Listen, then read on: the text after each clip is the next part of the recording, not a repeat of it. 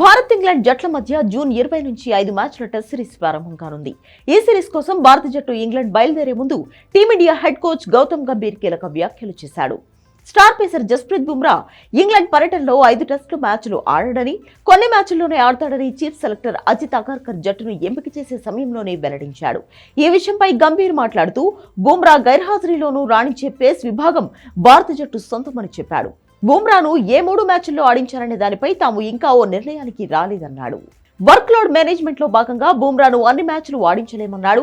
అతన్ని ఎన్ని మ్యాచ్లు ఆడించారనే విషయంపై నా నిర్ణయం తీసుకోలేదన్నాడు. అతని స్థానాన్ని భర్తీ చేయడం కష్టమైనప్పటికీ తమ బౌలింగ్ దళంలో క్వాలిటీ బౌలర్లు ఉన్నారని చెప్పుకొచ్చాడు. బుమ్రా ఆడకపోతే అతని స్థానంలో మరొకరికి అవకాశం దక్కుతుందన్నాడు. ఛాంపియన్స్ ట్రోఫీ సమయంలోనూ ఇదే జరిగిందని గుర్తు చేశాడు. ఇంగ్లాండ్ లో పరిస్థితులు, మ్యాచ్ ఫలితాలను బట్టి అతనికి ఏ మ్యాచ్ లో విశ్రాంతి ఇవ్వాలనేది నిర్ణయం తీసుకుంటామని గంభీర్ చెప్పుకొచ్చాడు. ఇక ఇంగ్లాండ్ గడ్డపై భారత్ మంచి ప్రదర్శన కనబరుస్తుందని గంభీర్ కాన్ఫిడెంట్ గా చెప్పాడు. జట్టు విజయాలు సాధిస్తున్నా కూడా తాను ఒత్తిడిలోనే ఉంటానన్నాడు.